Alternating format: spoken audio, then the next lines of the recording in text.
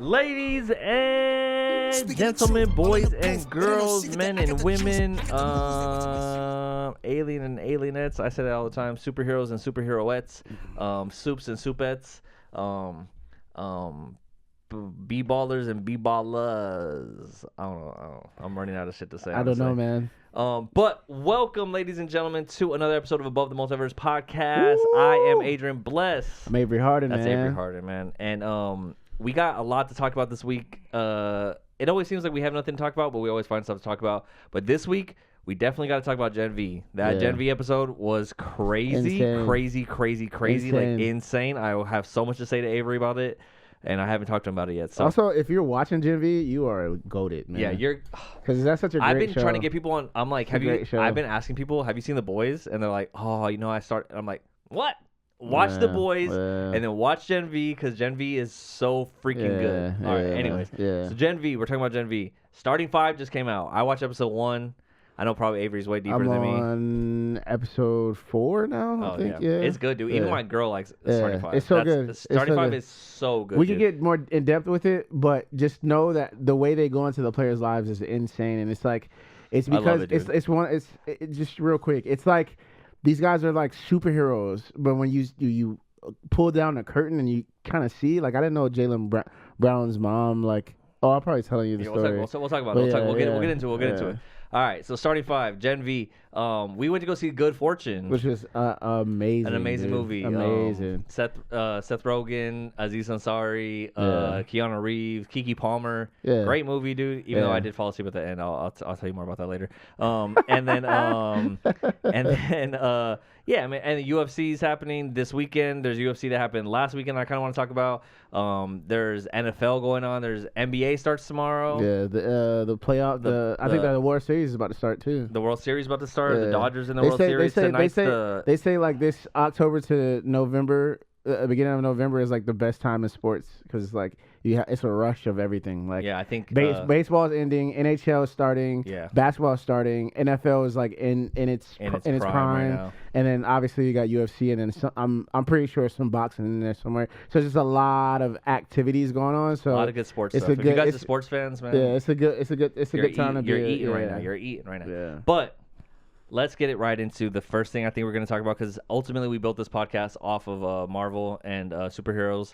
So let's get into Gen V, because Gen V is crazy. Yeah. So I know you watched it on Thursday when it came out. Yeah.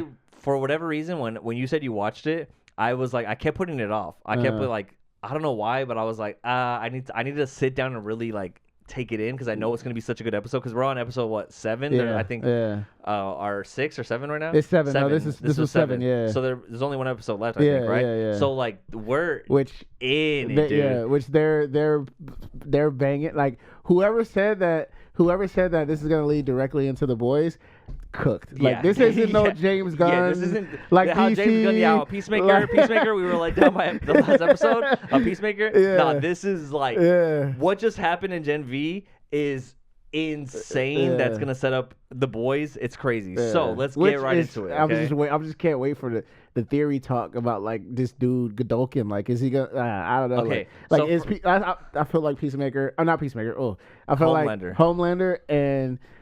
Just because, okay, we're gonna get super deep, but let me just get this out of the way. I feel like Homelander and Butcher are gonna team up to get this nigga up out of here.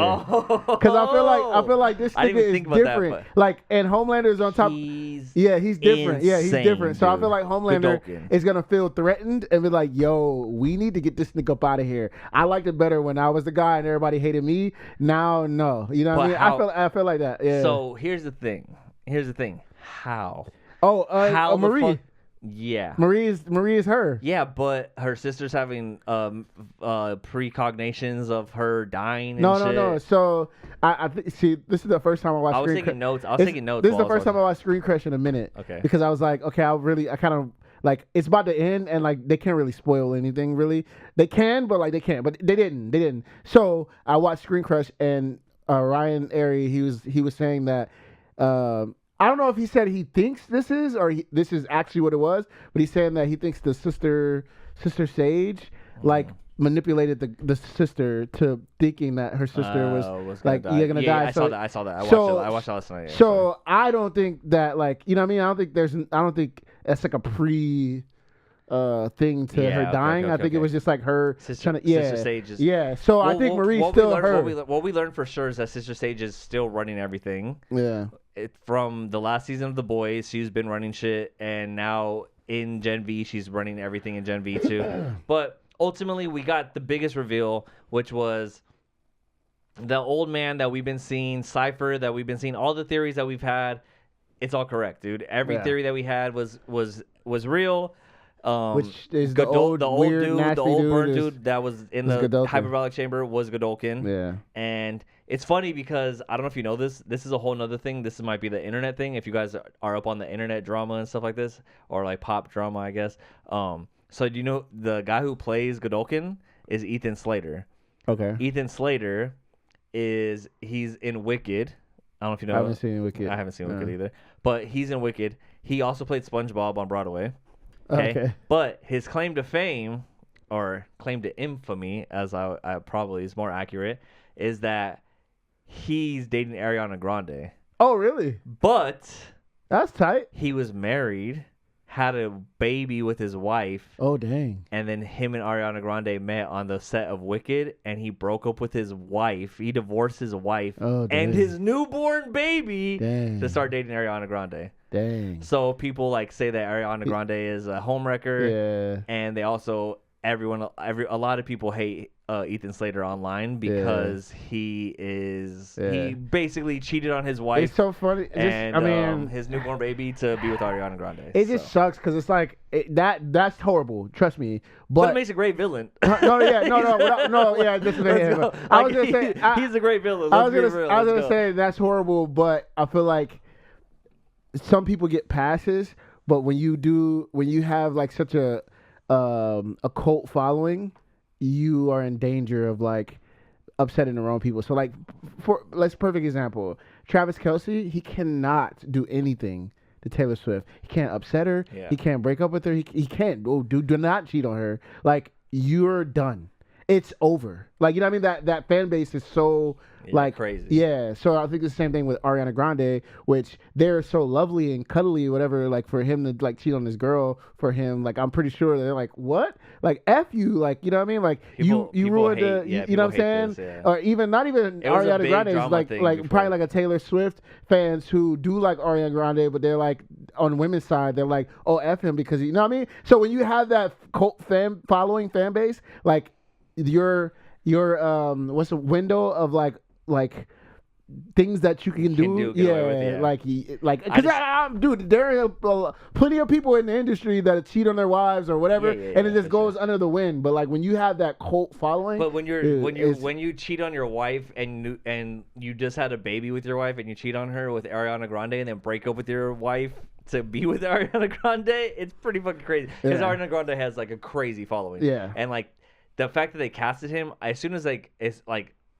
My girl, she doesn't care about like all the shows that I watch usually, but when she saw that Ethan Slater was the guy, she was like, "Oh fuck that guy!" Like already hated him, and I was like, "Okay, well, he's the villain." So. Well, he's the perfect villain for this though, because right now you're looking at him like, bro, like he's playing right into the fucking. And it's crazy. It's crazy too because you guys gotta understand. So they've been prepping us this whole show about him being like this white supremacy KKK dude, and you're like Nazi. Yeah, you're like, oh yeah, this guy sucks, whatever. But like you're not really feeling it, right? Like you're thinking like of Cypher, and like Cypher's the villain right now. So you're like, F Cypher. Like you're not. For me personally, I'm not thinking of like how bad Godolkin really is. Like it's just like whatever. And then they're trying to get at him to like the storyline. The storyline is he can save.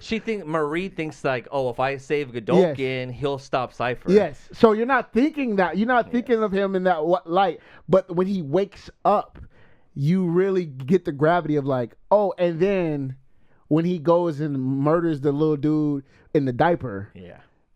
By just like, hey, what do you do? Like, not even like he's like, we're gonna end this. Yes, now. like that, and that's bro. That's like Thor level I'm not Thor. Oh my god.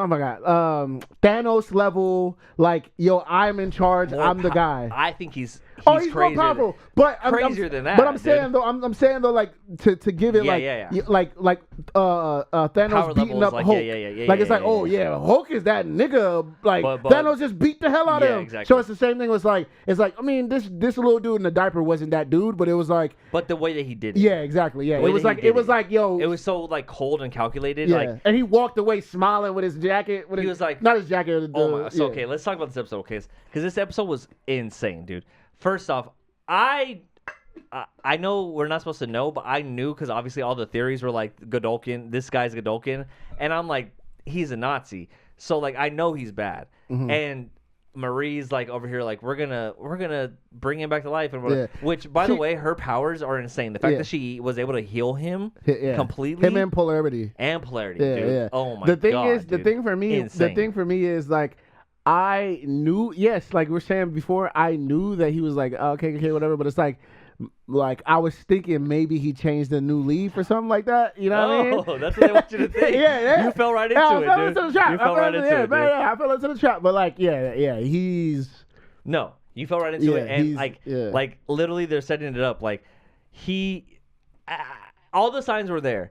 If you watch the Screen Crush thing, right? Yeah. Okay, Screen Crush did it, like they broke down the episode, but then they did at the end of the episode, they were like, Orion Aries did like a whole thing where they're like all the clues that led to him being Cypher. Right? I see that. So like, the clues were all there all along, and I knew it, dude. I saw it, and I was like, this guy's bad news. I didn't realize how powerful he was and how crazy he was, but ultimately, the whole show, we're hating Cypher. There is no Cypher. Cypher's not even a real character. That's not even a real thing. His name is Doug, dude.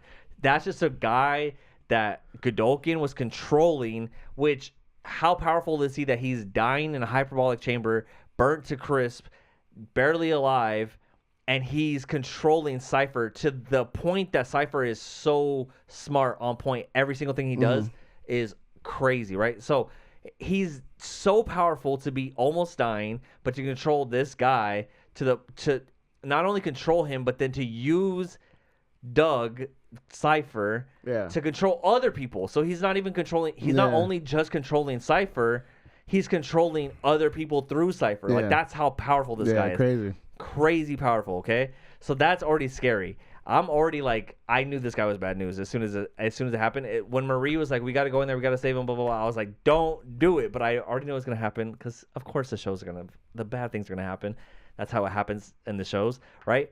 But Marie first off, Marie not saving Claire, which was great. I thought that was hilarious that she didn't want to save Claire. Claire's like, fix me. And she's like, nah, bitch. Yeah. I ain't fixing you. I don't trust you, which was great. Also, when she finally went to Cypher, when she finally got to Godolkin and she healed him, the way that she healed him and she was able to like literally heal his whole body, even with polarity, like she stopped his tremors, like all that stuff, like that was insane. She fixed him from the core up. Like, how strong is polarity now?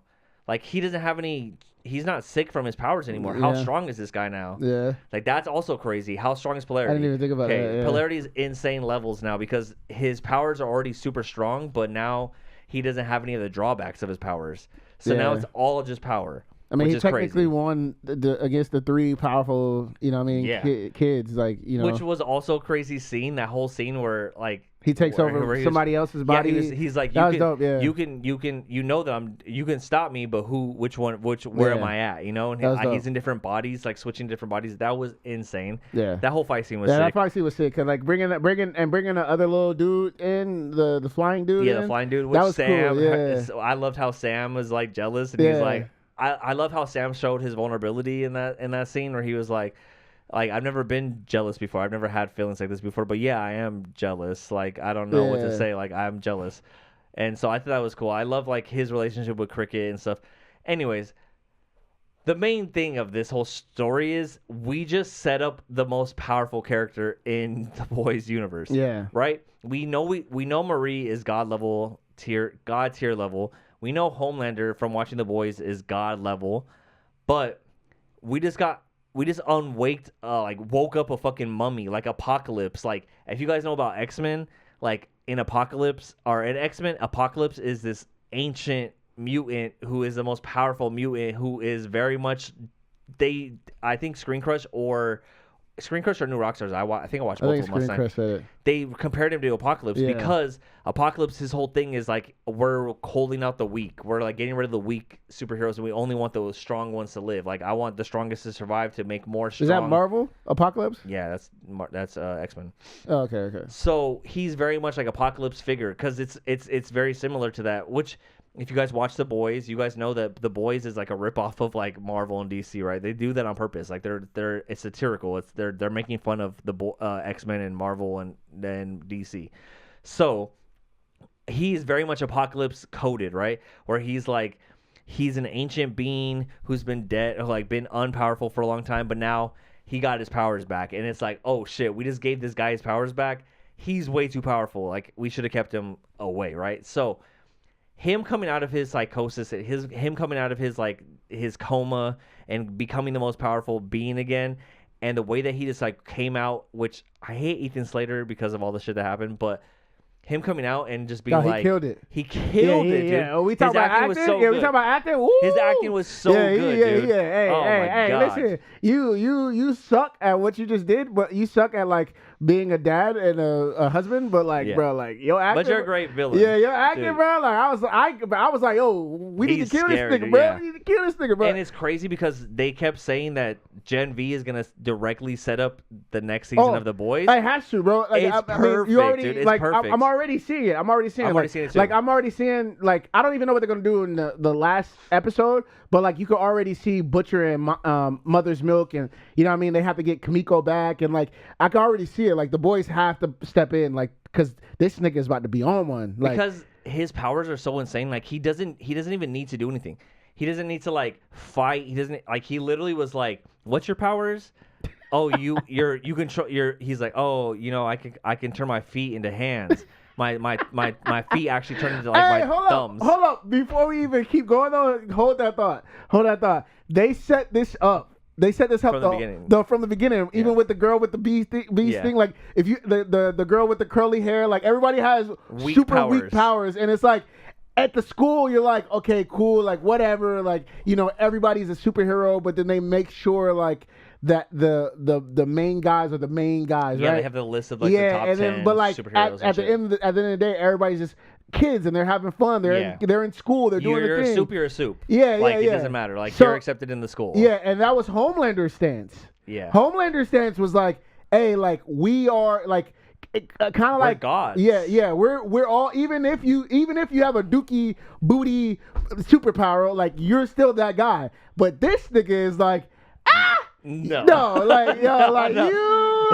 You're not. What's your power? Yeah, what's your power? Which is that's weak. Which Kill I yourself. I love, like crazy, I love that, like I love that you kept it going through the whole thing, because it started with the stupid girl with the bee. Yep. If I sting you, I'm gonna die. I didn't even think about that. Like that was smart, really cool. And then they kept showing like weak powers, like dumb powers. And you go into like the guy with the asshole. Yeah, like his butt, like his that's a weak power. And then you got the puby girl. The pube girl. Like it's like a lot of weak powers. Yeah. And then obviously the last one with the hands is like you think about it in the show and you're watching. You're like, bro, that's such a stupid. I remember Dre even told me, like, I think we were like, I think I didn't watch an episode, and you were like, did you watch Gen V yet? And you were like, nah. You're like, bro, the Phase 5 should be stupid superpowers. Oh yeah, and I was worst superheroes. And it was so potent in them like letting us know about that. Yeah, that at the there's end, powers that are just terrible. Yeah, that at the end he's trying to like make sure like those, only the strong survive. Which is crazy. It's which is like Nazi. Does he want? Does he want? Because at the end of the day, this is what I always thought. This is how we're probably gonna go deeper. I guess I don't know. If we can maybe go deeper, I don't know. But like Nazis and white supremacies, like, do they want to like get rid of everybody and just have a white world? Yes. Like Peacemaker. Everything. Is what I'm saying. Yes, but everything sucks. Like everything's going to suck. Yeah. Like you don't have. You know what I mean? Black people bring the seasoning. Black people bring the culture. Mexican people bring the seasoning, the food. You know what I mean? Like Asian people bring this, and you know what I mean? It's like so many different cultures that bring so much to the world. It's like you just want white and bland. So it's the same thing with this dude. It's like, okay, if you murder everybody, the weak and even the just the humans. It's like it's just gonna be y'all. Like, and then and for the sake of this show, it's like now y'all don't have anybody to rule over. If you want to be the soups that Homelander wants to be, Homelander wants to be revered and feared. Yeah. So like, it sounds crazy. I know, because I'm not rooting for this, but it's like in their world, is like in that superhero world, it's like, yo, if you're a superhero, you ain't gonna have nobody to save. Yeah. You know what I'm saying? Like, so what do you want? You just want y'all to just chill and be powerful and kick it? It's like I don't understand. It's like when Thanos snapped half the universe, and he just like, okay, yeah, you just snapped half the universe, but like now what do you just go sit in your farm and just like chill? Yeah. Like, I don't get it. Like, you're happy now? Like, I don't. It honestly. Dude, the boys, same thing with the boys, with the and like you just want to sit in your freaking farm. Yeah, it's like what they're doing is so smart, dude. Like I know we recommend a lot of shows, we recommend a lot of TV stuff, we recommend a lot of movies and stuff, but The Boys is different, dude. The Boys and Gen V are so different because it's touching on real life politics and everything that's going on in the real world. You're just like, damn, dude, they really get it. They're like on point with every single thing that's happening in the real world. It's crazy, but ultimately, yeah, you're right. Like, it's crazy to think, like, what do you get when you accomplish your mission, dude?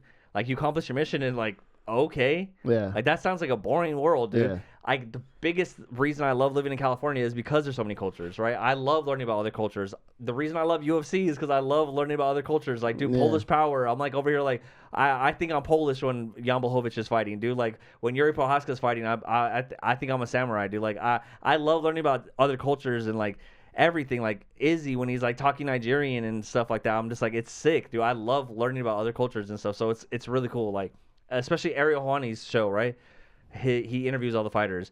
His producer Connor, every time there's a big fight, he does Fight Feast, and he does like, oh, this week we're gonna go, this guy is from Chile and we're gonna go eat a bunch of Chilean food, right? And I'm like, that's sick. Like, to be able to like see like different cultures. I love that stuff, dude. Like, I love learning about other cultures. So it's like when I see people who are like upset about other cultures and they're like, we want to get rid of all those other cultures. I'm like, what is wrong with you, dude? Like, what do you want with life? You just want to be like just your culture alone? That's weird, dude. That's weird. Yeah. But that's why this show is so great, because it makes you think about all that stuff. It makes you like realize like, damn, this guy's crazy. But ultimately, we get Godolkin. He's back alive. He's so powerful, like insanely powerful, to the point that he's like, I haven't breathed fresh air in the world in a long time. What's your powers? Use your feet as hands? Yeah, let's just end that right now. And he's like, he doesn't even say anything. Yeah, the guy just does it. He just does it. He's like, yeah, let's end this. And he just starts choking himself with the leash and kills himself with the leash. Yeah. Like, that was insane. And then the best, not the best part, but the scariest part was how nonchalant he was when he was walking through campus and he's like, who's next? Yeah. It's just like he's gonna walk around campus and just be like, what's your powers? I can spit acid. Yeah, that's dumb. Kill yourself. Like, crazy, dude. Yeah. He's literally like killing all the weak superheroes and empowering the bold ones. I mean, it's insane, dude. And I don't know how they're going to stop him. I genuinely don't think they're going to stop him. I didn't. Maybe I turned it off really fast. Yeah. Is it a preview for it? Yeah. Oh, shoot. Okay. I didn't see it. They're all just trying to stop him. Okay. There's nothing like crazy in the preview because they're just all like, we got to stop this guy. And it's like, yeah, good luck, dude. Like, who's going to stop him? Which Marie might be the only one to be able to stop him, because what she did to like her homies when they were trying to stop her from going in, and she was... Which was, they pointed out in Screen Crush how she didn't use her hands, she didn't do anything. She literally just looked at them and was able to lift up all four of them and like almost kill all four of them and like hold them up in the air with their blood. Yeah. Crazy. Yeah. She's so powerful. One thing that I didn't notice is, I mean, I think I didn't notice this, but Screen Crush said this was like, the way they manipulate the soups into thinking that they're how Claire said that. Yeah. Like Claire was like, so now. Could the dude manipulate Marie? It seems like she's already being manipulated. Yeah, but the thing is with her is like, because she was manipulated into saving him. She's trying to save her friends.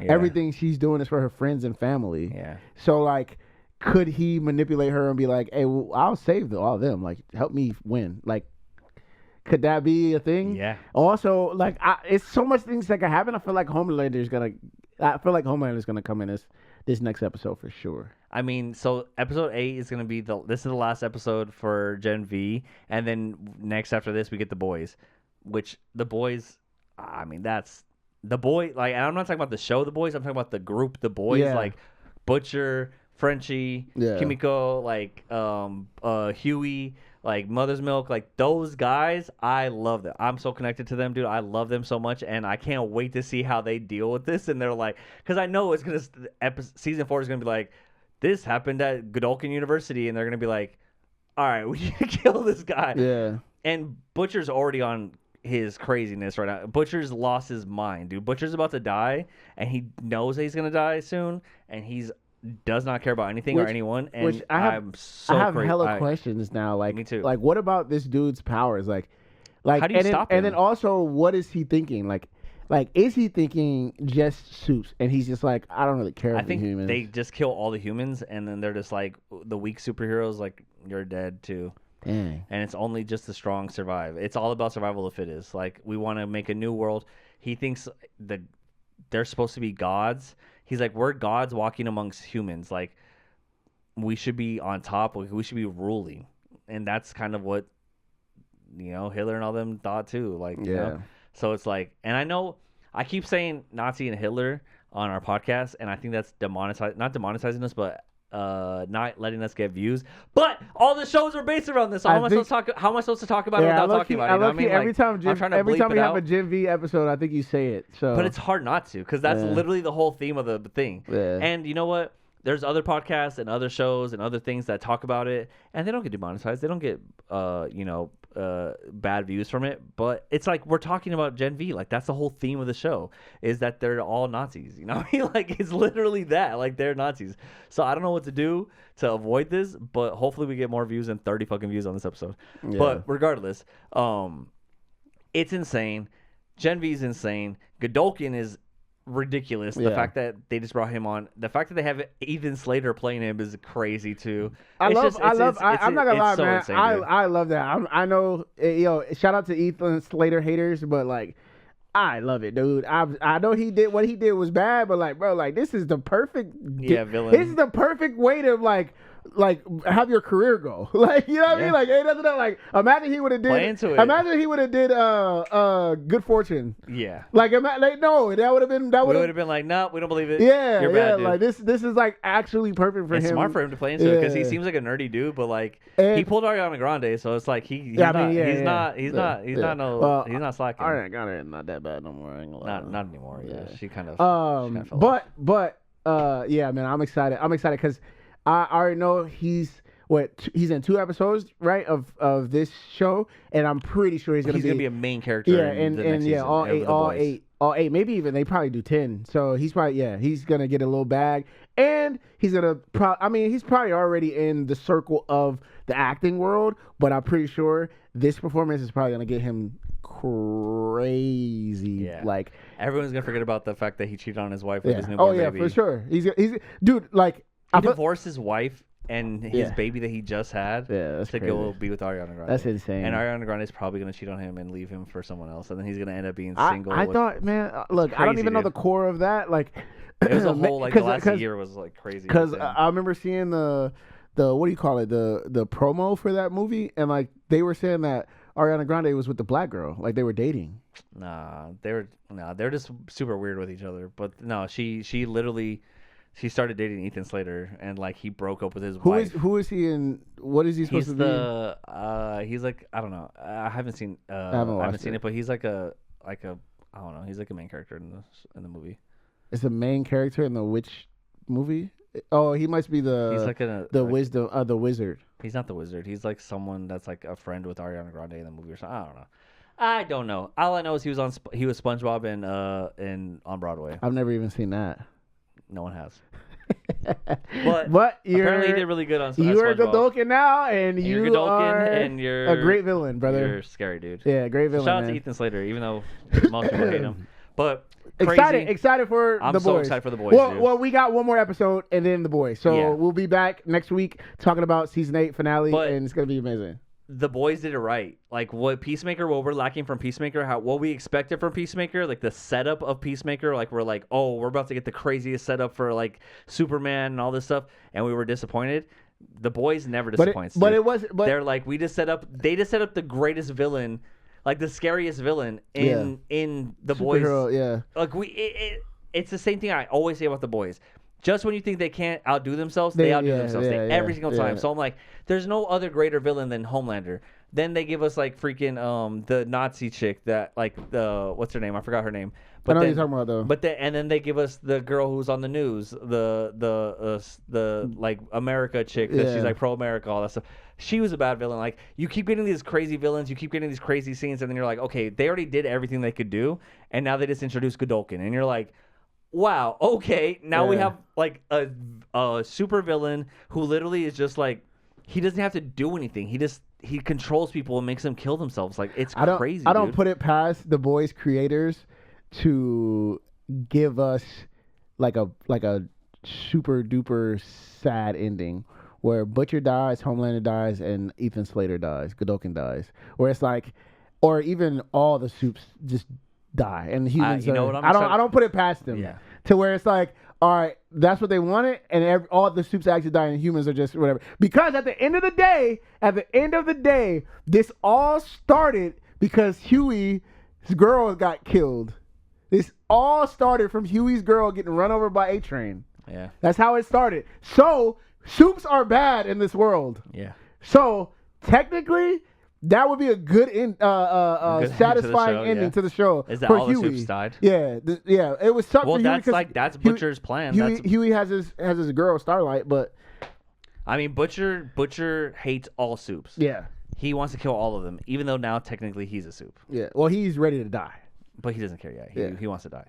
So it's like I think he's willing to kill every single person. I mean, if it was up to Butcher, he would just kill the whole entire planet and then like let whatever happens afterwards happen. Oh my god, bro! Y'all don't even understand, bro. The boys is about to be so lit because we got Homelander's son still. Oh my god, and he's evil. We got so much going on, bro. Like it's not just. And now Marie's gonna be in there. Like, by the way, I put notes on my phone about what happened, but dude, Jordan is so dope. Yeah. Dude, Jordan, their superpowers are so sick. The transitions were so cool in this one. So I brought this up because in the beginning of the episode, I wrote this down because I was like, I wanted to bring this up on the podcast. When Jordan is asleep, it's the girl version of Jordan. Uh-huh. And as soon as Marie's sister comes in the room and is like, where's Marie? Like freaking out. As soon as she wakes up, it's the male version of Jordan. And I was like, that's cool how, and I think Screen Crush pointed it out, but I took notes about it before that, and then I was like, oh, that's cool that Screen Crush pointed it out.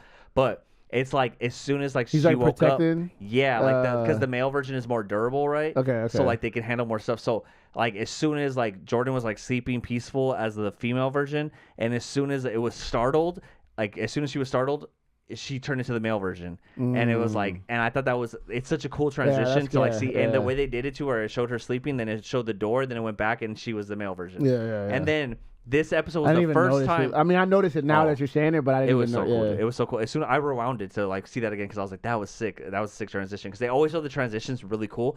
This was the first time when they were driving where she was like, oh, do you feel more comfortable with me driving as a male? And like they showed her change in real time, and you really saw it. Like they didn't take the camera away. It wasn't like a camera trick. It was like literally you saw her morph into the male version, or from the male version back to the female version, and you see it, and it happened so quick and so smooth that I was like, damn, it really is like so seamless. Like you don't even see it as like two different characters, two different people. It really is so seamless of like.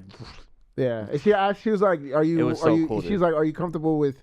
She's like, "You're not one of those types that get uncomfortable with the female driving." Oh yeah, right? yeah. And so she turned into the male, and then she's like, "No, I don't care." And then she's like, "All right, good." And then she switched back into the female version, and it was so sick, dude. I was like, Jordan's powers are dope, and like people who are anti-trans and stuff, they really need to watch this show, dude. I feel like everyone who's like like all the Trump support, all the Republicans and stuff, y'all really need to watch Gen V because it will really. I mean, you'll probably upset you, but it's so good, dude. It's so good. It'll help you learn a little bit, I think. Hopefully.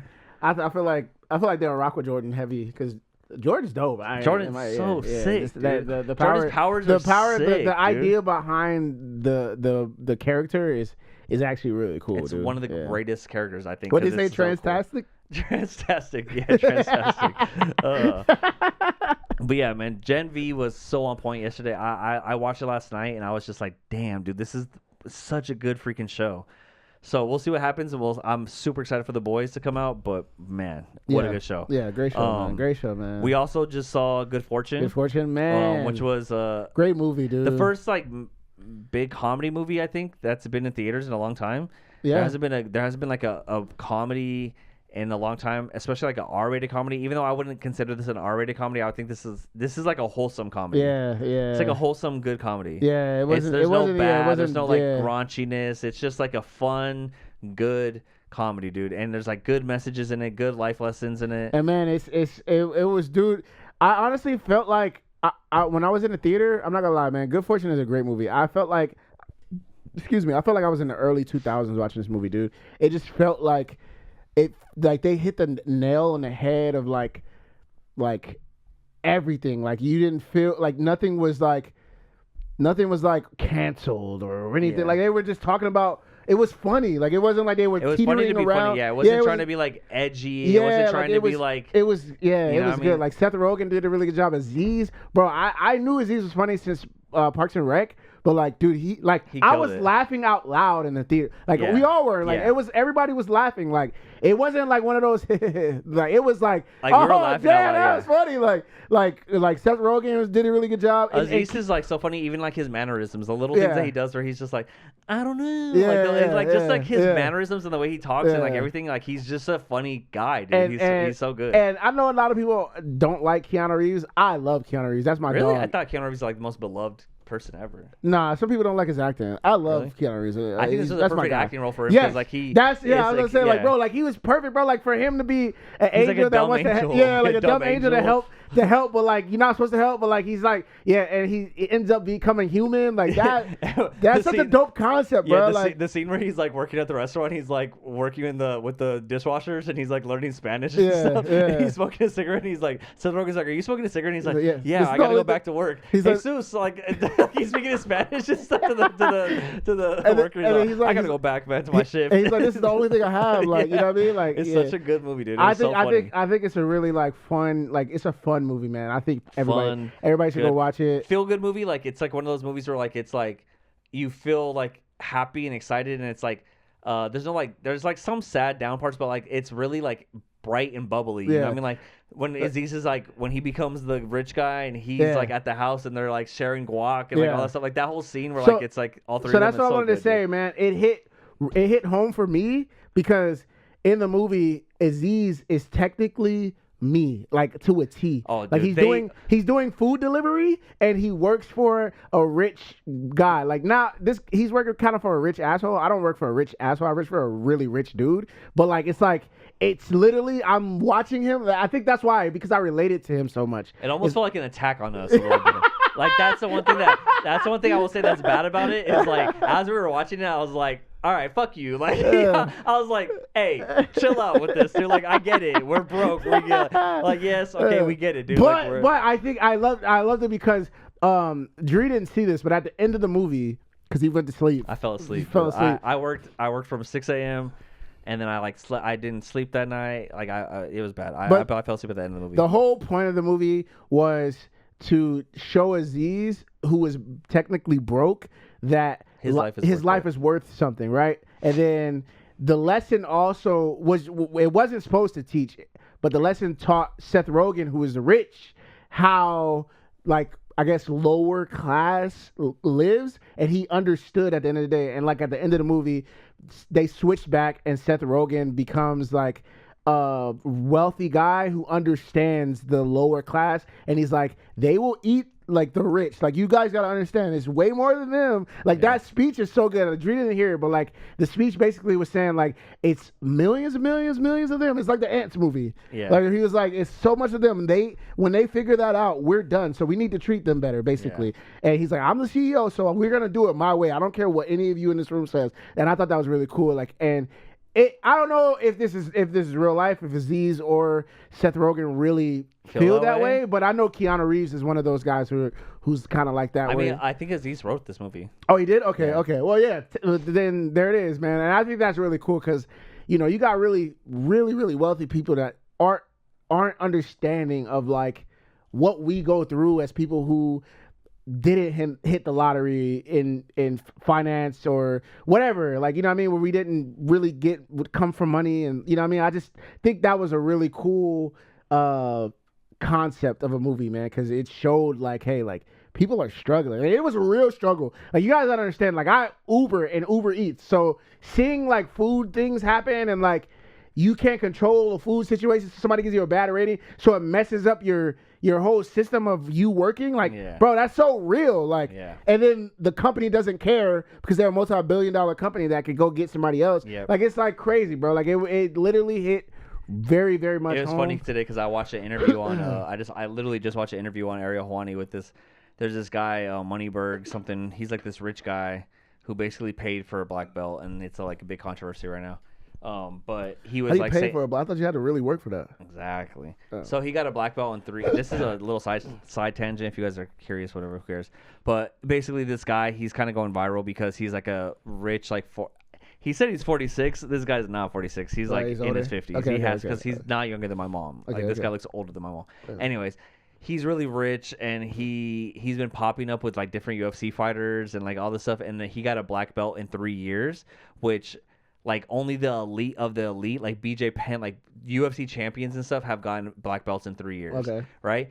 And this guy's never had any competitions. He's never competed in anything. And Ariel's pushing back on him the whole entire time. Like, this interview was so combative. Like, it was crazy. But Ariel's like, you also said that being poor is a choice. Like, being in poverty is a choice. And the guy's like, well, yeah, I think like you know, you got to make the right decisions to be like. And Ariel's like, well, you know, some people aren't like, they don't have the situation. He's like, yeah, but it's, you know, you make decisions and stuff. And it's like, dude, I came from a single mom, only child. Like, my mom worked her ass off to get me where I'm at now. And the fact that I even live in Huntington Beach, I'm so blessed. Like, I'm happy with what I have.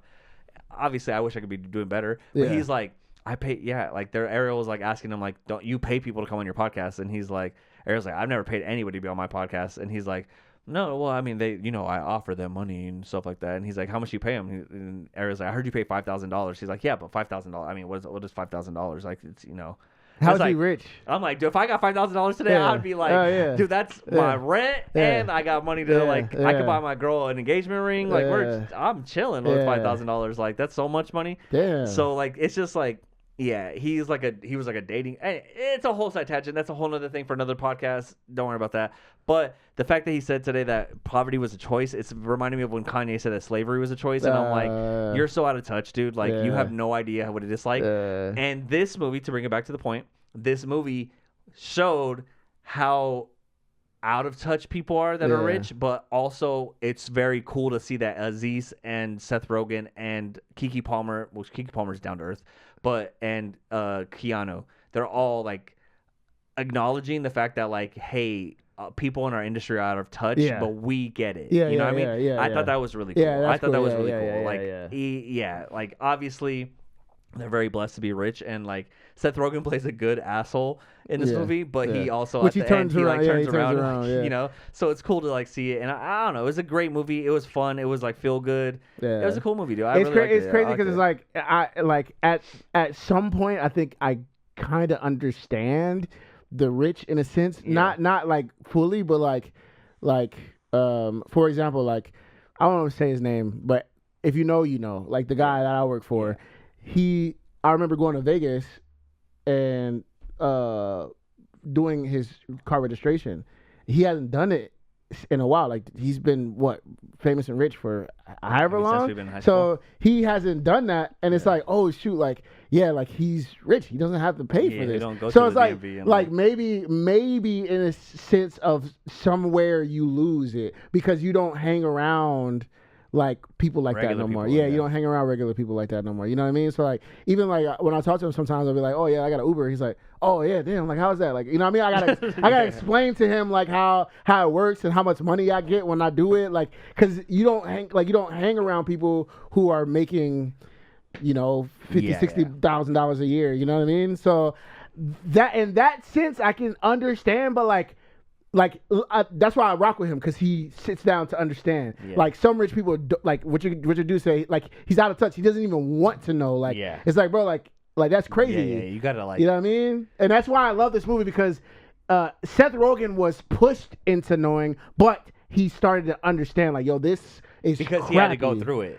He had to go through it. Because at the end of the day, like if you really understand like the movie, at the point of time where they both were like kind of like, well, we should switch back. I was like, bro, Seth, just give him this much money so he could start his, career. Like you can help him with finances. Like, you know what I mean? Like it could work. It can work like that. You know what I mean? But Seth was in, I love the movie. That's all I want to say. You got to watch it. You got to watch it. Watch the movie. It's a great movie, man. We highly recommend it. Highly recommend it. This was this was a 9.2 out of 10 for me. Yeah, I think it was like an 8.5 for me, but I gotta watch the ending again. Yeah. I mean, I get. I think it all came around at the end. It hit so much for me, and like I said, like I really rock with Keanu Reeves and Seth Rogen and Aziz and Keke Palmer. So like, this was a really good movie for me. Like, Keke Palmer played a great role in this movie too. Like I really like this movie, dude. It was so much fun, and I think the overall like message of the movie was the best part about it. Like the message of just like,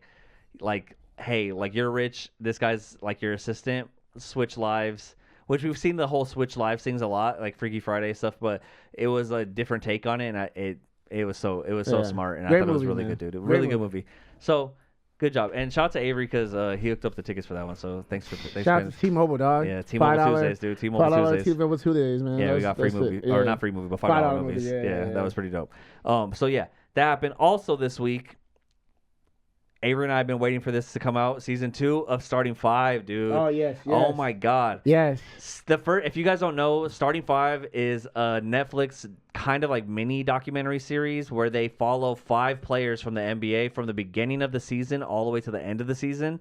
And the first season was amazing, to the point that my girlfriend, who knows nothing about basketball and doesn't care about basketball, she got invested in this thing, and now she's a huge Jimmy Butler fan because she loves Jimmy Butler now because of Starting 5, right? Because season 1. So I'm like, all right, cool. Like this season, you got to watch this with me. I put it on, and she like put away her phone. She was watching with me. She loved it. So it's like I feel such like she a good would show. love it even more because of Tyrese.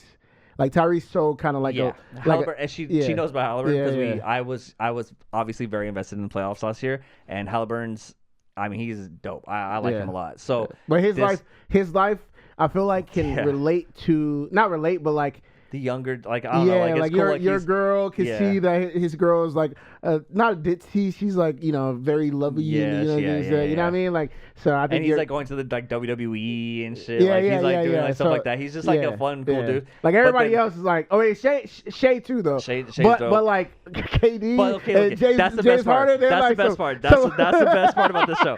The best part about this show is we've never really got an inside look of KD and James Harden. Both of them are very like not elusive, I guess, but they're private. They're private, but then also like we know so much about them, but we know nothing about their personalities. Yeah. Like we kind of know about their personalities. James Harden has a son. I didn't know that. Yeah, dude, I knew nothing about James Harden. I did not know that. It's such a cool inside look of their lives, and then not only that, to like see how their personalities are, because like KD is like. He's crazy, dude. Yeah. Like he's always on Twitter. He's a different level psycho, dude. Yeah. Like, and you realized it, but then you were like, you always know like KD's one of the best players in the league. You hear stuff about like him having like a Twitter profile that's like a secret Twitter profile where he like responds to people. Finsta. Yeah, he's a Finsta, like all this like, stuff. In this show, like they show like he's just like he accepts it. Like he's like, like I get on Twitter, like I love. But it's the first time that you're really seeing that though, like from especially KD and James Harden, dude. Like you never see that, and like I love how they're like. James Harden's like out partying. Yeah. He's like with the rappers. Yeah. He's like out, dude. Like it's so cool to see all that stuff. Yeah. I love it, man. I love it to see the inside of this. And obviously, I mean, it sucks for Jaylen Brown because I love Jaylen Brown. Yeah. But that's the thing, though. He's like the most like normal one out of all. Yeah, but that's the thing, though. That's why I love it, because it's like it's so many different players and so many different things. Like I didn't know, like I said before, which you're probably gonna see. My bad, I'm ruining it. I don't know if I'm ruining it, but Jaylen Brown's moms were in the house. and somebody robbed the house. They were in the house with Jalen Brown. Where they broke the windows and stuff. I saw the in the previews. Yeah. So to see that, like, it's like, oh shoot, it kind of like humanizes. Yeah, exactly. Yeah. It's like, dang, bro, like he's hooping, like he's going hard. I think they won that game, and like he goes to his phone, and like his mom's like, bro, how would you feel? Like your mom's house got broken into, and you're all the way. I think he said it was in Washington or something like that. You're all the way far from home, and now you have to deal with this, and you don't even know if your mom's all right. Like, I don't know. I just think that was really cool. So it pulled back the curtain, and you see like their life. I love that. Pulls back the curtain. That's perfect. It pulls back the curtain. It humanizes them. Yeah. Like these are superstars to us, man. Like there's not like there's music superstars, but even music superstars, I feel like we get a good still insight. Mysterious. They're so mysterious. Our guys, like Cole, Kendrick, like those guys. Even Jay, like Nas, Drake, like Drake a little bit to the point. They're still like you. They're like superheroes to us. Like they're like superstar figures that were like we don't really get an insight of their life. Basketball is the same way. I think maybe like LeBron is like the closest thing we get to see like a real like superstar, and we get to see the inside of his life. But like we don't really get the insight of people's lives like that. And like especially KD, dude. Yeah. That's crazy to see him like talking shit, like just like blatant just in front of the camera, like talking shit to like he's like when him and James Harden are like I love playing against him. I beat him like 275 games. And then James Harden's like he said he beat me. I love that. It's so good, dude. Also, I do want to say, I think we talked about it a few podcasts ago, where the NBA I feel like they don't want to hurt their brand as much, so they don't let the guys go crazy like this. Yeah. So Netflix doing this is like, it's so cool. Yeah, dude. Because if I'm pretty sure they probably hit KD or anybody in the league and be like, hey, yo, you got to chill. Like, you can't, be on there. Like, cause Ja Morant. Yeah. It's a perfect example. Ja Morant would have been great for the show. Yeah. But he would have been so good. But they need people that are going to actually win a championship. Yeah. Like, all these guys, like, they do a really good job of picking the guys that they think they're going to win. Yeah, which I think this year they're going to do Luka. I was going to say, I wonder how they do it. Like, I wonder if they film like 10 people and they narrow it down to 5, or if they're just like, these are our 5 and we're sticking with them. Because, like, I mean, Netflix got bread, so they probably do what you just said. Yeah, like probably 10 people and then they narrow it down. Because, like, but then how do you feel as a NBA player who like recorded the whole year and then you don't get to be in the show, right? So like, so I feel like they have to only do the 5 that they pick. But I mean, they're picking good, right? Like last year they picked like the people who won the NBA Finals, and then this year Jason Tatum, we get Shea, who also won the NBA Finals. So it's like it's pretty cool. I think to see this year they're gonna do Luka, and I think they're gonna do either AD, Curry, because they didn't do Curry last year. If they get Curry for this one, I think they're gonna do Curry this year. Klay Thompson would be sick. Yeah, they're gonna do somebody on the Mavs because I think the Mavs have a good chance of winning this year. Who would they? They could do one. Luka would be sick. Yeah, Luka's a shoo-in. Who's the guy? The tall. I don't know. They did him last year. He played for. Who was the guy who played he was like the center who played that they had last year that they followed. From starting 5? Minnesota. Was he from Minnesota? I forgot who he was. Oh no, they had Ant. They didn't have. No, they had Ant, but they had who else did they have? They had it was Ant. It was James. It was Ant, LeBron, Jason Tatum. Oh damn, who else did they have? Am I tripping? Oh, they had Sabonis. Oh yeah, Sabonis. Yeah, he's on Sacramento. That's what I'm talking about. Which I don't think they're gonna do that this year either, because I don't think they're gonna win. yeah. But like it was cool like to see like Sabonis. I you know what I mean, like an interesting player like that. I think there was another player that I was thinking of that I was like, but there's some good players. You know who would be amazing that they should do this year is old tall ass San Antonio Spurs dude. What's his name? Oh, Wemby. Oh my God, Jimmy Butler. So Jimmy it was Butler, Bron, Jason Tatum, Edwards. Jimmy Butler and Sabonis, and then this year it's Jaylen Brown, Shea, James Harden, KD, James Harden, and Jaylen Brown, Tyrese Halliburton. Yeah, what a great lineup, dude. Great lineup, like especially this year.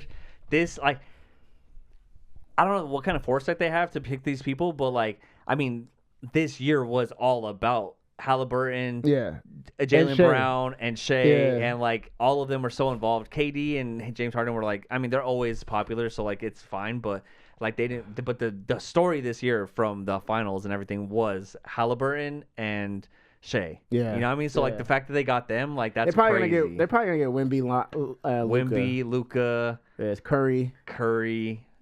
Thompson would be sick. Who's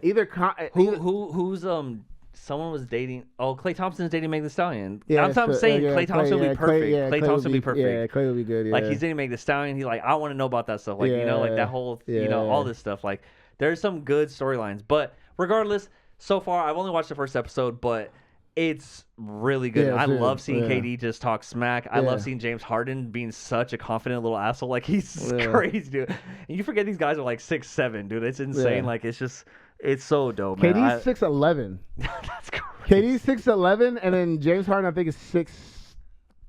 6'5", 6'6". Yeah, that's crazy. And you know what's crazy though? Let me just tell y'all something real quick. I'm watching this James Harden doc, and I'm like looking at James Harden. I'm like, are you my cousin, dude? Like I feel like this is like my older brother, bro. Like he's related to you somehow. Because bro, like legit, who has the Harden name? There's no other Hardens out in the world, dude. There was a point. Y'all are related for sure. There's a point in the documentary where he goes to visit your aunt. He's like hanging out at the church and shit. No, they say something about because he was talking about his son. He was like, yeah, man, I just want to be a good dad, like because I didn't ever have my dad, or whatever. And I was like, my dad didn't have his dad. What you think is maybe he's your uncle? That'd be crazy, dude.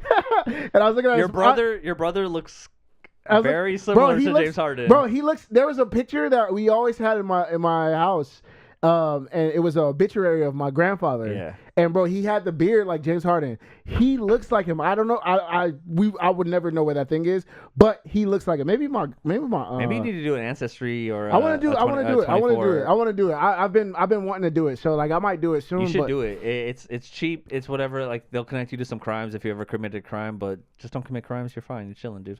Yeah, no, I mean I'm not committing crimes. Which also, but yeah. Shout out to Starting Five, man. It's funny, yeah.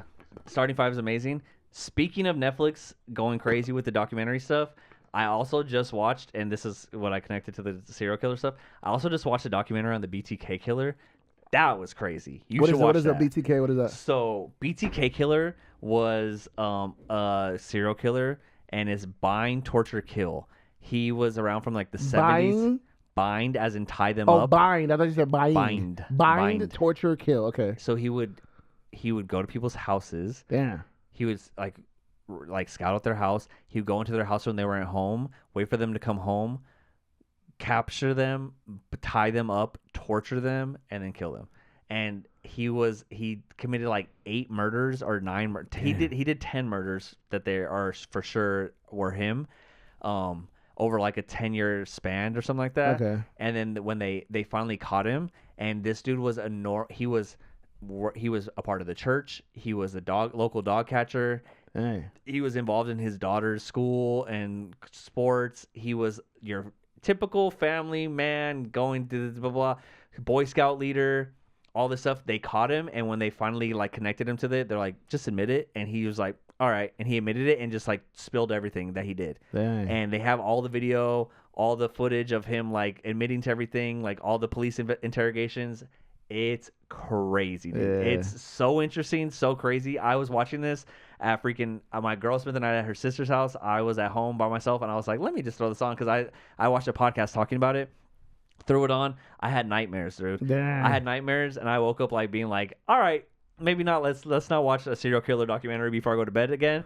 But it was crazy, and just it's so interesting. And if you guys get a chance to watch something, that's my rec for the week. Go watch the BTK serial killer documentary because that is a crazy documentary. I'll check it out. Yeah, crazy that's crazy. I mean, I've been watching a lot of true crime. It's the fact that he like was just a normal dude. Yeah. And you wouldn't. The reason he got away with it for so long is because they didn't even think to look for him. White dude, huh? White dude. Yep. White dude involved in church. He was like, he's a good guy. He doesn't do that. They're like, no. How could it be him? He's at the church. The reason he got caught is because he was being cocky and he was like sending stuff to the police, and he sent a floppy disk to the police, and they were able to track the metadata, and the metadata said that it was saved at a church, and the username on the church was this guy named David or whatever, and they're like, there's only one David. It's like they connected it from that, and like he didn't realize it, and then once he like got caught, he was like, yeah, all right, yeah, it was me. It's the 70s, you said? It was like 70s, 80s, 90s. Jeez. He was like, he was around for a little while. Dang. Yeah, I think it was like over like a 15-year period. The craziest one I've seen is the one where the dude used to go up in people's houses and that's the Night Stalker. Yeah, that's crazy. But he got street justice, which was crazy. Yeah, that one was crazy. When all of LA beat him up, that was crazy.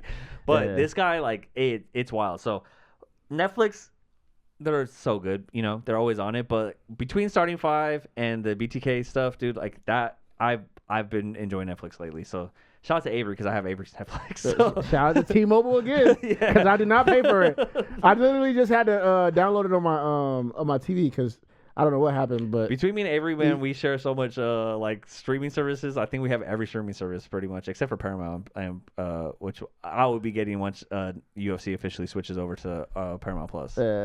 But yeah, I just recently got Netflix on my TV because I don't know what happened, but Lisa's thing got off of mine, and I wanted to watch Starter 5 right there. So I was like, she wasn't home.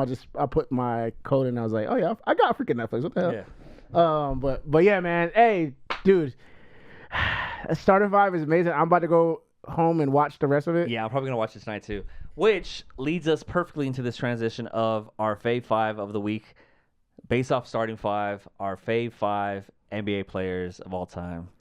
I'll let Avery start. Of all time, dude. This is great. Because we're doing all time. Because mine are going to be different than yours. Now, when we do Fave 5, guys, I want to reiterate this, right? We're not saying top 5. We're not saying best 5. Our favorite. We're not saying Mount Rushmore. This is our Fave 5. This is our favorite 5, all right? So last week we did let's get like we've done like our Fave 5 like I don't even remember all the Fave 5s that we've done. We've done like Fave 5 like boxing movies, fighting movies. We've done like Fave 5 like animated movies. We've done like Fave 5 like comedy, R-rated, like what are genres of movies. Like we've done a lot of different Fave 5s. So it's not like what you consider the best of the best. It's our favorite. So our lists are a little bit different and wonky compared to like what you would see other places, which is great because I think my Fave 5 for NBA players is gonna be a little wonky for you guys because I have different reasons for liking these people. Mine is different too, but people, Go ahead. We already know everybody Avery's. Avery's. We're gonna start different for Avery's because his number 1 is very obvious. Yeah, all right? LeBron's number 1. LeBron, Ramon James. His middle name is Ramon. Ramon. That's hilarious. That's my dog. I didn't know that. Ramon, man. You already know, man. LeBron is the greatest basketball player of all time. And he's just he's a dope individual. He does social justice. He's a great dad, bro. He's, you know what I mean? Like he's a great husband, bro. Like he's just an iconic like guy, bro. Did you see his speech on Kai Cenat's thing? Yeah, exactly. See what I'm saying, man? Like LeBron is that guy, it was bro. Kind of corny, but man, nah, he was uplifting us, bro. It's funny because I forgot we were talking something. I think we were watching Starting 5 and. I don't know if it was KD or someone was saying something, and Kat was like, "Oh, but if it was LeBron, you would say it was corny." I'm like, "Cause LeBron is corny. He is corny." I'm like, "It's different when James Harden says something or KD says something. It's different." And she's like, "But if it was LeBron, you would say it was corny." I'm like, "Cause he is corny, dude. You don't get it. You'll learn one day." But yeah, so yes, LeBron is number 1. He's my number 1 top all-time basketball player ever, dude. He's the guy to me. So. I want to start there because I feel like if you watch this podcast or if you know me, you know LeBron is my guy. So we're just going to get that out of the way. Yeah. So now it gets interesting. And I feel like people don't know this, man. Or a lot of people don't know this. I think number 2 on this list. Should I start from 5 to go to 2? Whatever you want to do. Yeah. All right, let's just go to 5. Okay, so 5, I'll put Shaq. I love Shaq, dog. Okay. Shaq's dope. Shaq is a beast on the court. He was sick. Like, he was unstoppable. Like, obviously, you know what I mean? Like, he did his thing in LA, but he also won with the Heat. Like, I mean, we're not going to talk about the Celtics years, but, or the Phoenix Suns years. But he did his thing. The Cactus. Dude, those years were trash. But anyways, he was a dominant force in the NBA. Like, he was unstoppable, bro. And then also, like, outside of the NBA, it's just like, I like these guys off of the court too. Like, these guys are like phenomenal role models. Like they do a lot for like the community or just for people. Like Shaq's one of those guys. When we're talking about the good fortune, he's one of those guys that understands. Like, you know what I mean? Like, you know, he had a mom that he bought groceries for us. Store, like he Walmart bro. Like he, even though like I used to wear Shaqs. We used to get clowned for Shaqs, but like he had shoes that Walmart we could afford because we didn't have money. Like Shaq was dope, man. So yeah, Shaq on and off the court, man. He's definitely in my top 5.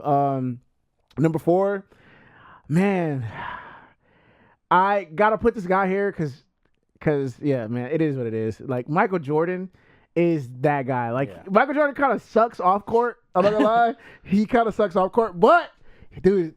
Him playing like everybody wanted to be Michael Jordan, bro. Like his Space Jam alone. Space Jam alone is worth it for putting him on the list. Yes, absolutely, man. And just watching him like hoop and like his story of like becoming like one of the GOATs is like so dope. Like him getting cut from the like that's so sick. Like that's so sick. So Shaq at 5, Michael Jordan at 4. Here's where it gets a little interesting because I don't think nobody knows about this. Derrick Rose, dude. Derrick Rose was such a freaking beast on the court, bro. Like, he was so good and, like, so nonchalant. Like, Chicago, like, legend. Like, he was so, like, chill and, like... Those times for the Bulls were so sick. His aura, like, his aura was so, like, you know what I mean? Like, he would do stuff and he would, like, like, you know what I mean? Like... D Rose is so cool, but like, also, if we're gonna talk about it again off the court, like off the court, he's like a silent, like chill vibe dude, like that doesn't, you know, talk too much, but he just has so much aura. Like I really like Derrick Rose. Derrick Rose is sick, man. Derrick Rose is sick. And then at number 2, which could be number 1, but LeBron James. Allen Iverson. The reason I wanted to start playing basketball. Oh, Allen, you should watch. He was just on Breakfast Club this week. You should watch. Or last week. He was on Breakfast Club last week. You should watch his interview. It was really good. I didn't see it. You should watch it. I'll send it to you. But yeah, Allen Iverson, man, he's the reason why I'm unfortunately a Philadelphia 76ers fan. It sucks, but you know, it is what it is. But yeah, man, Allen Iverson. I wanted to be Allen Iverson. Like everybody wanted to be Michael Jordan when they grew up. Like I did, but I definitely like when Allen Iverson got in the game, like it was like forget Jordan. I want to be Allen Iverson. He changed the game. Yeah, I want to wear a headband. I want braids. I want tattoos. I don't have tattoos. At the time when I wanted to play basketball, I wanted tattoos. I wanted to be like, you know what I mean? So yeah, so that's my fave 5 of all time basketball players is LeBron at number 1, Allen Iverson at number 2, D Rose at 3, Jordan at 4, and then Shaq at 5. As a matter of fact, that squad might whoop a lot of people. For sure. That squad is actually crazy. Like Iverson, D Rose at the 1 playing point guard, Iverson at the 2, Jordan at the 3, LeBron at the 4, Shaq at the 5. Who? You tell me who's stopping that squad? Yeah, it's a pretty good squad. Who's stopping that squad? That's actually crazy. That's a good squad. That's actually crazy. But yeah, that's my fave 5 for the week. That's a good one. That's a good one. I like that one. My list is a little different because I think Avery's like more kind-hearted than me. You know what I mean? Like my list is a little more wild. I'm gonna say number 5. You like Draymond Green, huh? I hate Draymond Green. Actually, I hate Draymond. Draymond is my number 1 least fave 5. I hate Draymond. Number 5 for me though, Meta World Peace. Oh yeah, I love Meta World Peace. Hey, you know what's so funny, dude? Dree has to be animated with his. Like you gotta have animation. Like I need this nigga. Meta World Peace. The fact that he changed his name to Meta World Peace is hilarious. Like Ron Artest when he fought the Malice in the Palace. Malice of the Palace. Love that shit. Like the fact that he's just a wild guy. I love that. Yeah. So Dennis Rodman is gonna be number 4 is Dennis Rodman. Dennis Rodman is number 4. Dennis Rodman is number 4. I've seen Dennis Rodman 3 times. I've run into him 3 times living in Orange County. Yeah. Like I seen him like one time I was at a stoplight and I looked over to my left and he was in the car next to me and I was like, that's fucking sick. Okay. Another time I was out at the bars and he walked past me drunk as fuck with 2 people holding him up. Mind you, this guy's like 7 foot almost. Like he's like 6'7", so like 6'7". Yeah, he's like, you know, he's 6'7". Actually, no, I think he's 6'9" though. Yeah, he's tall as fuck. I literally was at a bar walking around with my friend who was visiting me from Arizona, and we're walking, and then we just like look over and in Costa Mesa. Oh, okay. He was at the bar and he was drunk and he had like some Asian girl and some like random white dude and he was holding on to them and he was drunk like walking and I was like, That's Dennis Rodman, dude. And I was like, that's crazy. Yeah. And then another time I was at a restaurant, I was at a bar. Oh, I was in Newport, and I was walking by the bar, and he was sitting down at a restaurant. I was like, like 3 different times I've run into him, and I'm just like, that's crazy. He just lives out here, and then he's out here partying with Kim Jong Un and stuff, like crazy, dude. I don't know. That's actually wild. Yeah, wild. Love him. Anyways, so okay, that's number 4. Yeah. Number 3, I had to say, I think Derrick Rose. Derrick Rose is one of my favorite. Yes, D-Rose sir. is just like one of my favorite players of all time. I just love like the way he played, the way he is, the way he handles himself. Like when they retired his jersey, like all that stuff, the videos. Like I just love D-Rose, like what he stood for. Like he's just a dope ass player. He made me love the Bulls. Like there was a time when I was working at Petco, and they sent me to Phoenix for 2 weeks to do a remodel on a store. And they put me in a hotel for 2 weeks, and it was right when NBA playoffs was happening, and it was like right when I think D Rose was on the Bulls, and it was just like that time, and I was like watching the Bulls play, and the way they played was so hard, and their defense was so good, and I was just like, damn, they're tough, dude. Like I love them. Yeah. And D Rose was the star, and he was just doing. I was just like, damn, D Rose is the shit. Love D Rose. Number 2, Paul George. I love Paul George. PG's good. For whatever reason, Paul George is always like stuck with me and like has been like one of my favorite players. I always will root for him. I want him to do so good, even though he sucks all the time. Nah, he's not a bad. I think he could have been like top 3 players of all time, but broke he just his leg. has had like bad luck. Bro. I was watching. He's on the Sixers now. I was watching. Is he? Yeah. So I don't know where he's at anymore. Yeah, he's on the Sixers with Joel Embiid. So hopefully he's good for us. But anyway, go ahead. Yeah. But he's just awesome, and yeah, Paul George. Paul George might be like number 1 for me too, but he's not. But he's up there. But yeah. So Paul George, and then number 2, number 1 are tough for me. Like Paul George is my number 2, but they're like I was thinking of putting like Anthony Edwards at number 2. And dope, right? I was thinking of putting like Halliburton's really like done something for me this last year. Like I really like watching him play. Like he's just so fucking fun. Like everything that we saw like last year was so much fun. Yeah. But I think number 1 for me, Jimmy Butler, dude. Jimmy Butler's just the man, dude. Yeah. Like the man. Like there's no one that like when it comes to like playing on the court, amazing. Off court, funny. Doesn't take himself too serious. After starting 5, I was just like, he's the best fucking person ever. My girl fell in love with him. Like, she was just like, he's the best. Like, anytime Jimmy Butler comes up, like, my girl's like, oh, Jimmy. Like, she knows. Like, she doesn't know much NBA players. Yeah. She knows Jimmy Butler. Yeah, she, like, loved him. I love Jimmy Butler. Like, he's silly. He's funny. Like, the things that he does off court, like, he's the man. And then when he's locked in, who's stopping him? You know what I mean? Like, he's the fucking man. Playoff Butler, playoff Jimmy, dude, playoff Jimmy, is like... Dude, yeah, he's crazy. good. No, he's good. So probably my favorite player of all time is Jimmy Butler. Yeah, but also good. Like I still love I love Kobe. Like there's a lot of players. This is the thing I always say about NBA is like for football, for NFL, I only like the Chargers. Mm-hmm. You can't talk to me about anybody else about the Chargers. I only care about the Chargers. I only like the Chargers. Like don't talk to me about any other team. Like I really don't care about any other team. But for basketball, it's always been about the players because players move around so much. Like I don't care. Like. It's funny, my girl's nephew, he's a big Bucks fan. But the reason he's a Bucks fan is because he loves Giannis. Yeah. But I saw rumors that Giannis is being traded to possibly the Lakers, and LeBron might be leaving, and like they might be bringing in Giannis and Giannis and Luka. I saw these rumors. I don't know if it's true or not. It would be amazing if it did. But I was like, how funny is that he's a huge Bucks fan. Yeah. I'm like, you can't be a Bucks fan. You're a Giannis fan. Yeah. And when this guy goes to the Lakers, are you going to be a Lakers fan now, or are you going to stick with the Bucks, right? Yeah. So it's like for basketball, it's a little bit different because people move around so much. I've always been like player focused on this. So like wherever Jimmy Butler plays, I'm a fan of that team.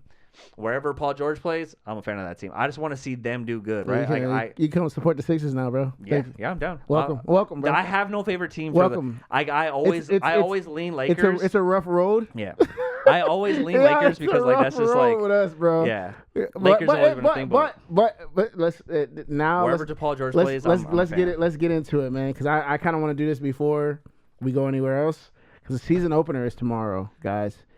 Make your picks.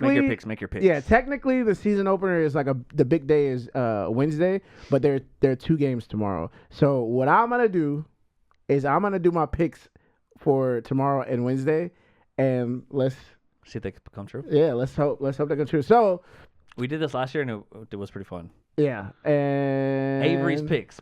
Yeah. I'll put up a graphic right. Let's see, man. Let's see how well I do because I'm betting on them. By the way, guys. So if you want to bet with me, dog. We're gonna go to NBA, and we're gonna go Warriors Lakers. First game starts tomorrow, Tuesday at 7:30 p.m. It's the Houston Rockets with KD, Kevin Durant. The legend Rockets Kevin now, Durant. which is crazy. Against Oklahoma City Thunder, the guys who won the championship last year. His old team.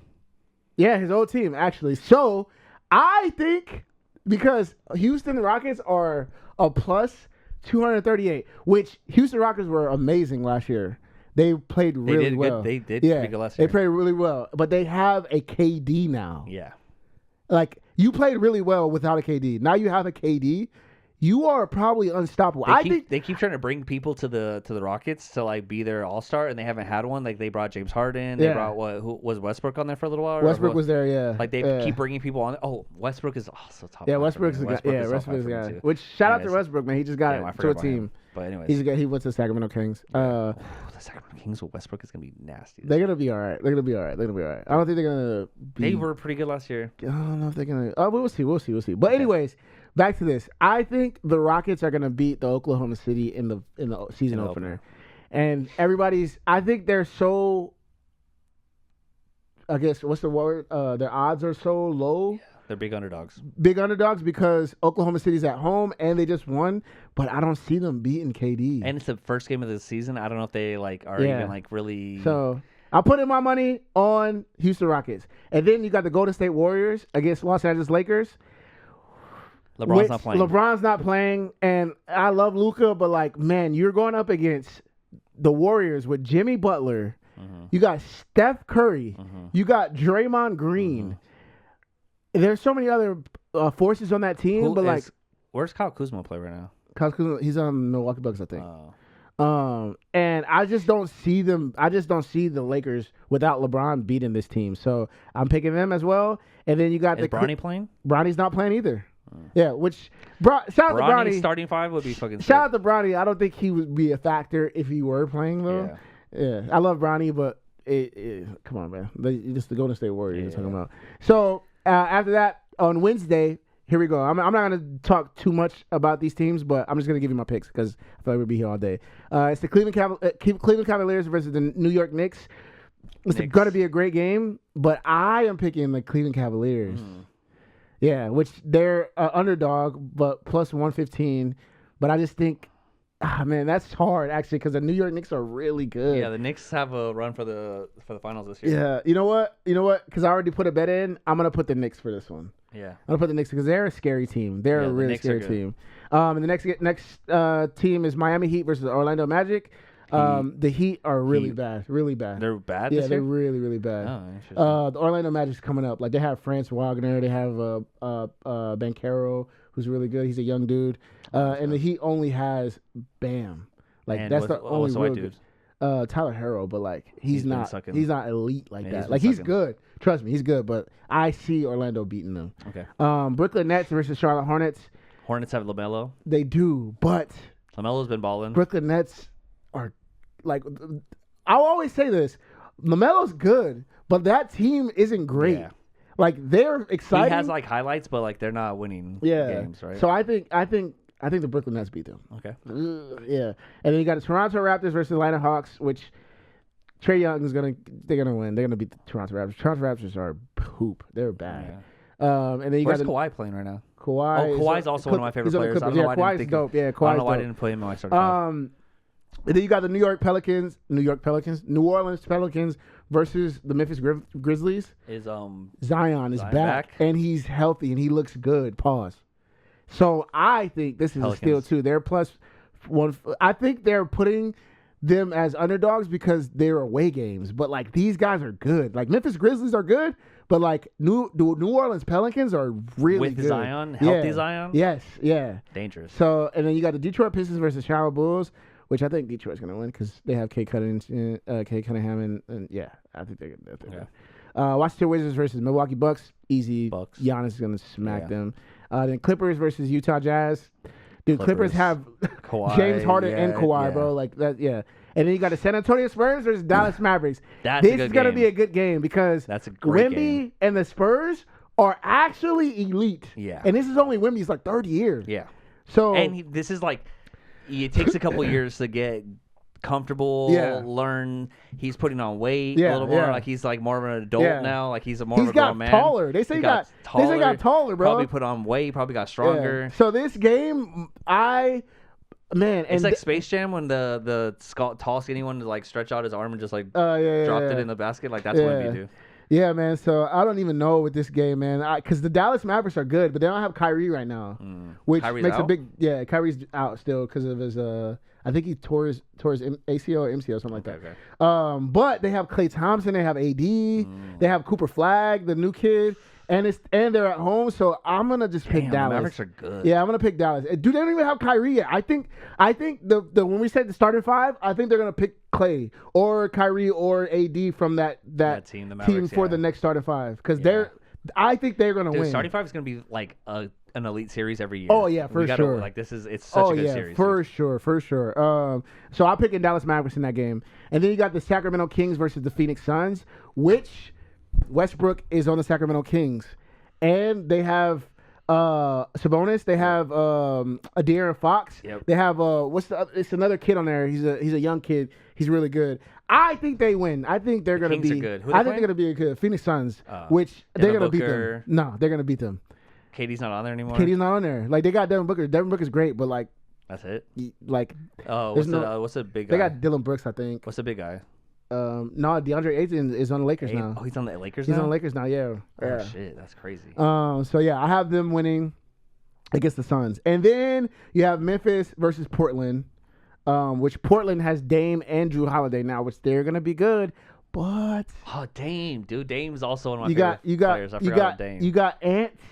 You got Anthony Edwards and Julius Randle and Ant has a chip on his shoulder now. Yeah, that he's man. Like, so I feel they like lost last year. Like he's gonna come out playing hard as fuck. I feel like Ant, dude, I cannot wait for NBA season. This is so sick. I'm so excited, dude. I feel like Ant's gonna win that game. So like now the odds. That's a 13-leg parlay, and it's plus 196,420. So if you put $1, if I put no, it's 239,632. So you win $2,000 if you because put it's $1, right? It's a boost. So if I put $1 on it, I get $2,300. Damn. So we're gonna put that bet in and see how it goes, guys. Well, yeah. We gonna win some money, guys. Yeah, man. This is the podcast that's winning you money. And the craziest part is like, man, like we have a whole season, and I thankfully have $179 in this account that I'm gladly ready to blow on the NBA. Yep. So cool. One of these bets are gonna hit one of these times, and we're gonna get thousands of dollars. Because I don't want to take it out. We're gonna make you guys money on this podcast, guys. So not only are we giving you guys great reviews about everything going on in pop culture and TV and entertainment, but we're also gonna win you money, guys. I'm gonna really watch the NBA so I can really try to like win like good money to see like who's good or who's, you know what I mean, what's happening. Try to stay up to date with who's hurt. That's how I got the Houston Rockets one. I have a Houston Rockets bet because a player is hurt on OKC and KD is on the Rockets. Which whoever's the odd makers, that is bad odds, man. Yeah. Plus 200 for KD. I'm taking that bet any day of the week. Yeah. Any day of the week, dude. You don't bet against KD. I'm excited. I'm gonna put a bet in right now. This NBA season, I'm excited. The reason I really liking the NBA is because you don't know what's happening. You don't know who's gonna come out on top. Like back in the day when it was Bron and Steph making the playoffs every year. Yeah. You were like, it wasn't annoying. Boring, but it was like, okay. It was annoying. I used to hate the Warriors. I was just like, oh my God, they're in the fucking playoffs again, dude. Yeah. I'd call my stepdad. Me and my stepdad always talk about sports. We'll talk on the phone for like an hour about sports, and we're just like, I'm like, dude, I'm so like, I'm excited for the playoffs, but like, dude, the fucking Warriors again, dude. I'm so annoyed, dude. Like, I hate it. And now, like, from last year to this year, I feel like it's very balanced, and it's like, what the heck? Because like, every team has the like Pacers some go to the freaking finals, you are not expecting that, and then for them to perform, for them to perform like they performed, it's like, wow, dude, like that was so cool because it was like you didn't even. Halliburton's still out, huh? Yeah. You didn't even know that was gonna happen, and that's cool. That's the cool thing about it. It's like I don't know who's gonna be the champion this year. You can't say Oklahoma City's gonna be the champion this year because the Spurs are getting great. Then you got the Rockets getting great. It's like, man, it's gotta be fun. It's gonna be fun here, dude. It's gonna be fun. The NBA is always fun, and I'm so fucking excited for it, dude. Yeah, let's end on that. Well, last thing. This weekend we also have UFC 321 or something like that. I don't know. Either way, it's the return of Tom Aspinall, the true heavyweight champion of the UFC. He is back. He's fighting, and I got to work. So it sucks, but I will be paying the $80 to buy the pay-per-view. Mom, don't judge me. I'm sorry. I'm buying the pay-per-view because I got to work, and I can't miss this because this is Tom Aspinall's return. He hasn't fought in a year. He's fighting Cyril Gane, who I love Cyril Gane, but he needs to get his ass beat in 10 seconds because Tom Aspinall is the man, is that dude. I need to see him just dominate the whole fucking top 10 of the UFC so that way he can fight. He can bring back John Jones. He can bring back Francis Ngannou, and he can fight Alex Pereira at heavyweight and beat all of them and just prove that he's the ultimate heavyweight of all time. You think he could beat Francis Ngannou? Yes. Tom Aspinall is that dude. I'm telling you, Tom Aspinall is that dude. Tom Aspinall is that dude. Tom Aspinall is that dude. Clip that. I think Tom Aspinall beats John Jones. I think Tom Aspinall beats Alex Pereira, and I think Tom Aspinall beats Francis Ngannou. Tom Aspinall is the ultimate heavyweight. He is built for this. He has trained his whole life for this. He is the man. Tom Aspinall's the dude. I love Dre, but I am betting on Cyril Gane this week. Okay. I mean, maybe. I love Cyril Gane, and before Tom Aspinall was a thing, Cyril Gane was definitely like I loved Cyril Gane, and I was really like on him. Even my girl loves Cyril Gane. Like we're big supporters of Cyril Gane over here. I love Cyril Gane, but you're going against Tom Aspinall, who has finished every single fight in less than 45 seconds. So we get that. We also get the strawweight, the women's strawweight championship. It's Mackenzie Dern versus Virna Jandiroba, which Virna Jandiroba, she's the one that looks like Rob Schneider. And obviously, is she good though? She's so good. Oh, she's really good. She's okay. so good. And then obviously, let me see. Mackenzie Dern is obviously great. What's the odds on that? I don't know. But Mackenzie Dern is also dope, but I think Mackenzie Dern's going to lose. But if she becomes champion, that would be really sick. Also, we get Umar Nurmagomedov coming back, which is Khabib's little cousin, whatever, versus Mario Batista. That's a great fucking fight. We also get freaking Jalton Almeida versus Alexander Volkov. That's a huge heavyweight fight, dude. That's a great fight. If Jalton Almeida wins, he's right up there in the top for the UFC heavyweight championship. And Tom Aspinall's already cleared everyone out in the heavyweight championship, so like he hasn't fought Jalton Almeida. So if he wins, that's a great layup for him to be the next contender. We also get Alexander Ratchik versus Azmat Mirzakhanov, which Azmat's undefeated and Ratchik is like really good, even though he lost recently. But he's really good, and that's a great fight as well. Like this lineup is stacked, dude. My freaking guy, the Iron Turtle's fighting on this card. I love the Iron Turtle. His name is the Iron Turtle? Oh, yeah. Jungyoung Park, but his nickname is Iron Turtle. I love Iron Turtle. He's amazing. But regardless, it's a great. Walter Walker's fighting on this, which is Johnny Walker's little brother. That's also sick. He's really good. He's 14-1, and he keeps winning off the same. He's won off the same submission 3 times in a row, which is crazy. He just has one move, and he does it every single time and wins. It's crazy. But there's just like some really really good fights on this card, guys. And it just sucks because it's in Abu Dhabi, and the start time is at 7 a.m., which is exactly when my shift starts at my work. So I will be working from 7 a.m. to 3:30, and that's exactly how long the UFC is going to be running, from 7 a.m. to 3:30. It says right here that the Tom Aspinall starts at 3:50, so you'll be off. Hopefully I'll be off, and I can come home and at least watch Tom Aspinall fight. But regardless, I will be watching at work. I will be putting in the minimum amount of effort at work on Saturday, so I hope you expect that, and fire me if you need to.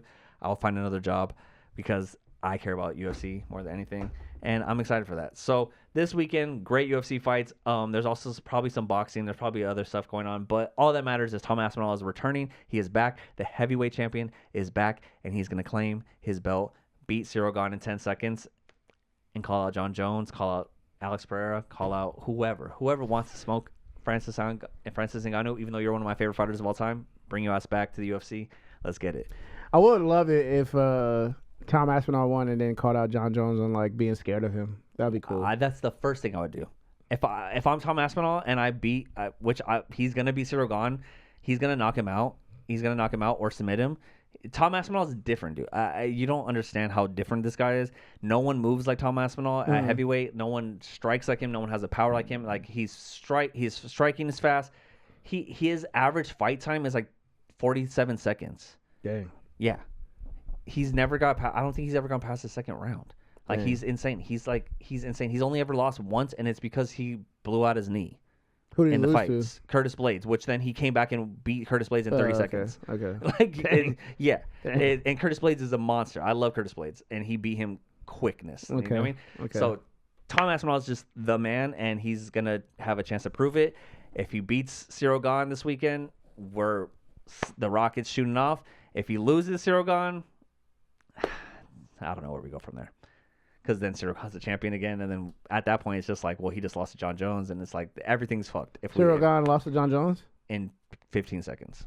Oh, damn. Yeah. John Jones walked in and submitted him like nothing and became the heavyweight champion. Yeah, so we'll see what happens, but either way, the heavyweight picture for UFC, so everybody wants Tom to win because, that would be everyone wants Tom that to would win, be an anticlimactic ending to like the John Jones saga. Yeah, I mean, Tom, it just really solidifies that Tom is the man. Mm-hmm. We need him to win to prove that he is the next era of heavyweights.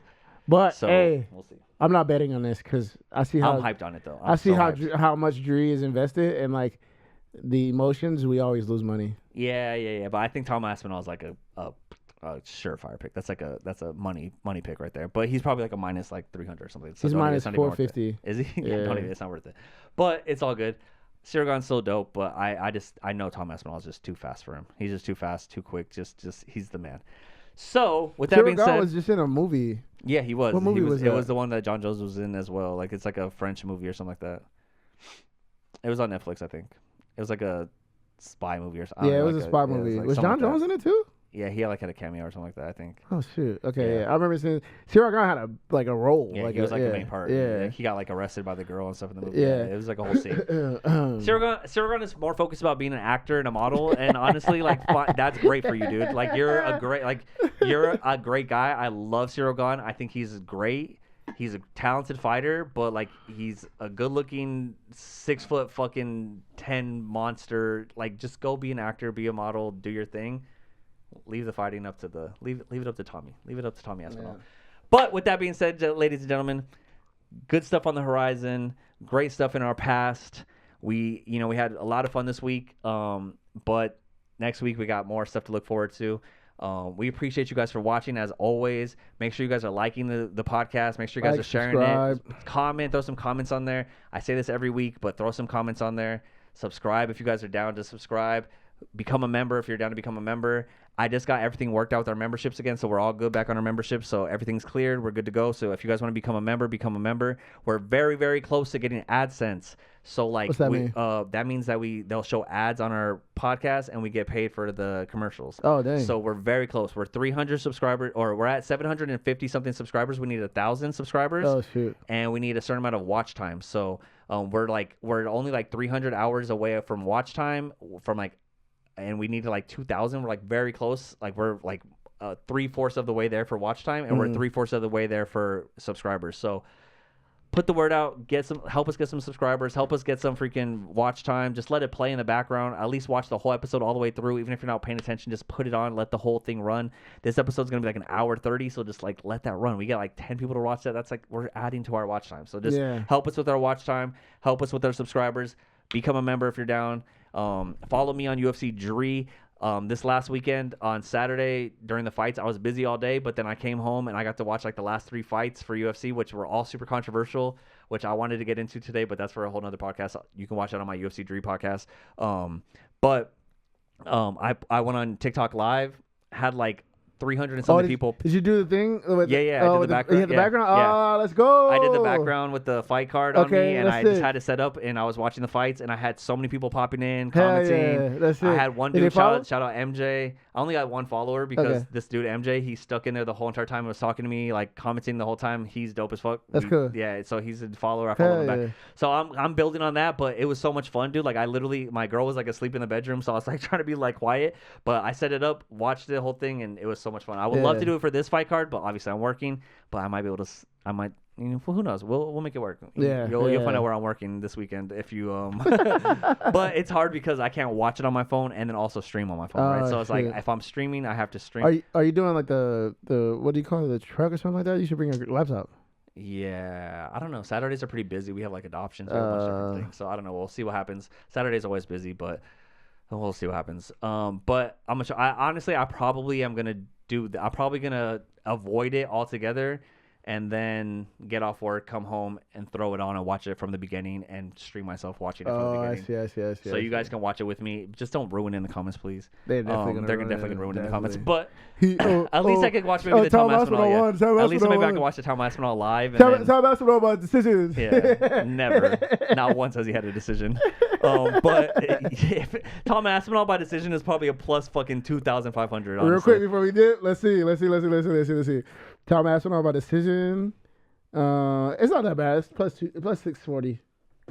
That's not that bad. It should be a plus 3,000. It's never happened before. But anyways, we love you guys. I have so much fun doing this podcast, and even though sometimes we only get 30 views, I still love doing this podcast so much. So we love you guys. 30 people care. So 30 people care. That's all that matters. And if you're one of those 30 that watched it all the way to the end, just know I love you so much. You help us live our little fantasy of having a podcast and doing this thing. We're only going to keep building. So keep following us. Stick with us. If you guys want reviews, you know where to come. But that's it, guys. We love you guys. Till next time. We'll see you then. Peace. Peace. To the moon. To the moon. See you at the top. Okay, then I'm fresh. That's that Teddy Fish. He got it on cause he fresh. That's that Teddy Fish. I got it on cause I'm fresh. Okay. That's that Teddy Fish. We got it on. Okay. Fresh. Okay. That's that Teddy Fish. Okay, I woke up in the morning feeling like a million pesos.